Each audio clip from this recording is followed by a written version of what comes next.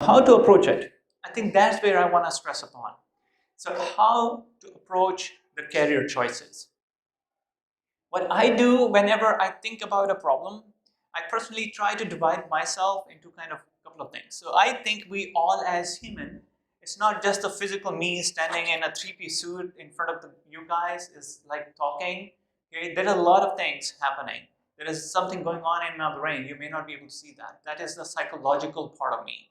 And then there is my connection with the divine power. That may be God for someone, that may be Jesus for someone else, but it may be different for everyone. Okay? But that connection is also very important. So I try to divide humans into these three categories: spiritual, psychological, and physical. Now, talking about the spiritual, what does that exactly mean? So that is a recognition of feeling or sense or belief that there is something greater than myself, something more to being human than sensory experience. Now, coming to the physical well-being, it is not just the absence of the disease, okay? It includes lifestyle, behavior choices to ensure health, avoid preventable diseases and conditions.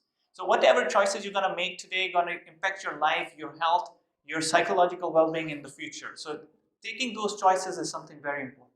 Have those choices early on. It's not that you choose something today. That's what we see, that if you make a choice, okay, I'll shift from here to there and I will start seeing the change in the next 1 month. That is usually not the case. So you have to pick the goal, how you kind of achieve those goals over the next 5 years, 10 years, 20 years time. Okay? Then the psychological well-being. This is something which is, I personally feel is very much there, but most of us try to ignore it. Even as a doctor, I can tell you how much we ignore this part. Okay? This is something very important, which I believe at the student level, the teachers needs to recognize, and the students themselves need to recognize, the parents needs to recognize about the psychological well-being, because everybody can see you're healthy physically, you're exercising, you're not running into some disease, but nobody is clearly realizing you're depressed. Even you're laughing, meeting with everyone, but still you're depressed. Okay? But we need to dig into those reasons, and I can tell you how frequently that happens with me in my clinic.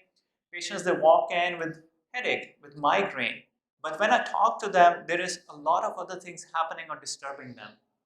So what does that mean is, there are these weird terms, don't worry about that, but what does hedonic means is like finding pleasure and enjoyment in small things.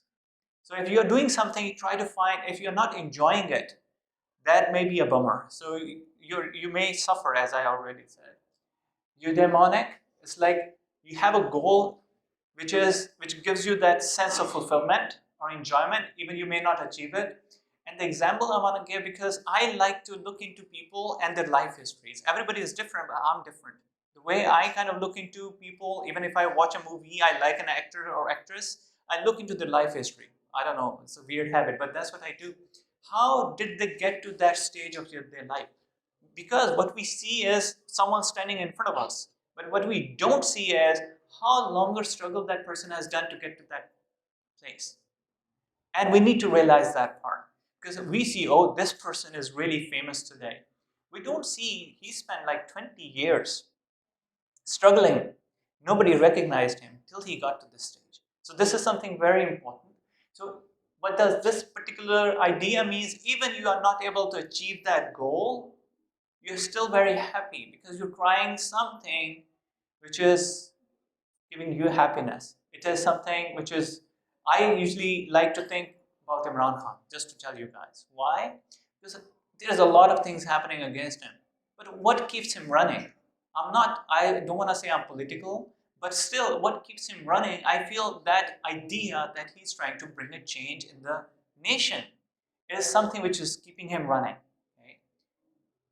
That's kind of my idea. It may be wrong. Now, coming to resilience. So this is another. I'm not sure you guys are still junior, but you have guys. You have already. Somebody has ever talked to you guys about the different quotients, intelligent quotient, social quotient, and those kind of things. But this is adversity quotient. When you get in a tough situation, that's why. And I always like to see things in an Islamic perspective. Okay, so when you work under someone, then you realize how good of that person is. Is he really ethical or not? Similarly, if someone is stressed, he's running into some trouble, and you see how composed, calm, and comfortable he is, because things gotta happen in everyone's life. But the question is how you handle those issues in your life.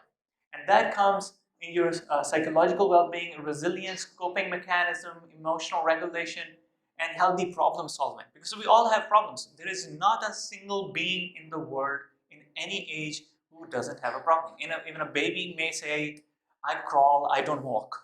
I want to walk. But there's going to be a time. So that's where even in Quran it says that humans have to be patient to get to that part. Because Allah knows when is the right time to have it. Okay? And we are for sure patient. This is very true. I can tell you from my personal experience, this is what it is. But more importantly, what I want you to tell, it's not like I just brag about all that stuff, is what I want to talk about is how to improve your psychological well-being. And you guys must have noticed this small thing. If your parents ever took out those old photographs of memories, oh, we traveled to that park, or we went to that wedding or occasion, we all smile, feel good about that. That gives you your social, psychological well-being improve from that. So having good memories which makes you happy. It could be just a family time. It may be just a rose. It may be just a flower. So I can tell you that recalling positive things in your life makes you happy, psychologically strong.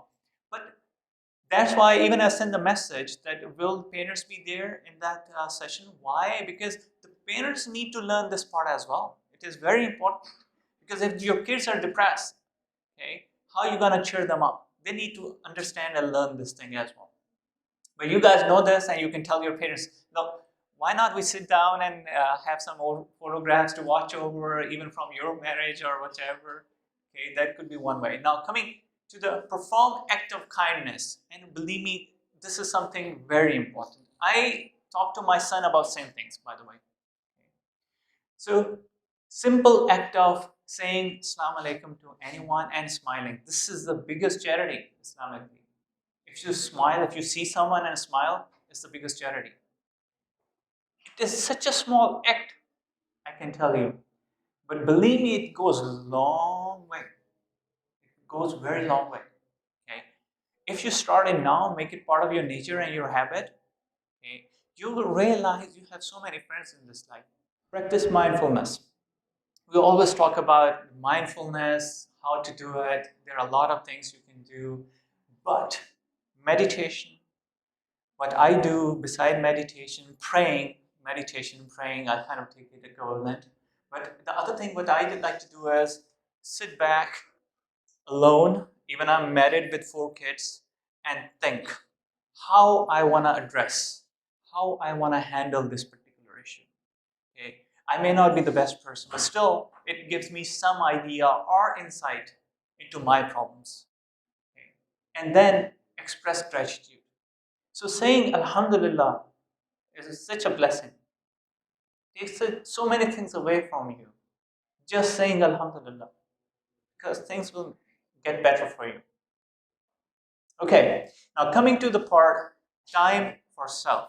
That's what I was talking about. So what I do, beside that sitting and thinking how I want to handle different issues, always think of yourself first. Yes, we love our parents, we love our siblings, brothers and sisters, we love our friends, but you come first. If you are physically, psychologically, spiritually strong, you can handle anything. You can make people happy, you can make people smile. Okay? So try to have time for yourself. A little bit of time for your spiritual self, for your physical self, for your psychological self. Don't ignore it. This is what I have seen very commonly in Pakistan. It may be in other countries as well. Okay? But have time for yourself. How is that we're going to do it? Just to give you an example from today morning, I was supposed to have this session, and I'm very punctual from my time. So I was all ready, but I always have that clock in my mind. Okay, 10 minutes I will be there, 20 minutes I will be there, and 5 minutes cushion because there may be something on the way. But I didn't miss my gym today. Why? because I want to take care of my physical being. I didn't miss my Fajr prayer because I want to take care of my spiritual being. Okay? Then even before coming for this presentation, you guys are like, those are kiddos, you don't need. This is my wife, she said last time. Like, you have handled so many platform presentations in front of like a lot of geniuses. So how that's tough for you? I said, they are way beyond that. They may come up with any crazy question from me. Okay? So I sat back and was like, okay, I have to be like having all these things in my mind ready when they raise a question for me. So time for self is very important. Social equilibrium. Okay. Now, what happened, and this is, as I said, I want you guys to have a more holistic approach. I know you guys have a great session before this, so I want to build on top of that session. So social equilibrium is how you're going to interact with the people around you. So I usually call them inner circle and outer circle. Who's your inner circle? Your parents, your brothers and sisters, your close friends. Who's your outer circle? Those may be your professional colleagues, so some other not that close friends, some other relatives you're meeting sometime in a year or something. Okay? So that's your outer circle. But what you need to understand is whom you're gonna give how much time in your life, because that is something very important. If it's your mom and dad, you should give them more time. If it's your spouse, you should give them more time. If it's your random friend, you don't need to spend a lot of time with them, because time is limited in anyone's life and time is precious. Okay? So always be careful about your time with the people you interact with. Okay? So try to keep an equilibrium. That's why I have all these stones. When I was picking all these kind of images, I was like thoughtful what I should pick. Okay? There was a lot of options, and I was like, okay, I want to have this because you want to pick with particular stone you want to pay more attention to. Okay? So try to have more social equilibrium. This may be, you guys may not understand it at this point, but I can tell you as you grow older and older, this becomes a bigger and bigger challenge because your mom pulls you one side, your wife pulls you other side, your kids pull you other side. Okay? And you have to be careful because you have to have time for yourself as well. Okay? Professional harmony. Again, something very important. The place you work, place you spend most of time. Because the time you spend at home, you guys can calculate, gonna be less than the time you're gonna spend in your workplace or in your school. Why? Because most of the time at home, what you're doing is you're eating, maybe playing, and then sleeping. But most of your active, interactive time is at your workplace. So that time is very important. That may be some of those people may be in your inner circle, but most of them are in your outer circle. But that is something is gonna lead you to your career building, and that will control a lot of things. Because that will control your wealth, that will control your health, because how much you are paying attention, how involved you are in your profession. If you are over involved, I know some doctors, they work like at least 14 hours a day, and then they sleep like 8 hours. Then there are left only 2 hours sleeping, eating, family time, 2 hours only. Okay, so where is that professional harmony? So that's why this is something very important, and I want to tell you guys, because this is about career orientation. Whatever career you guys pick and choose in the future, especially girls, always be careful how you're gonna keep the balance between your professional life and your social life, and don't forget yourself in that whole equation.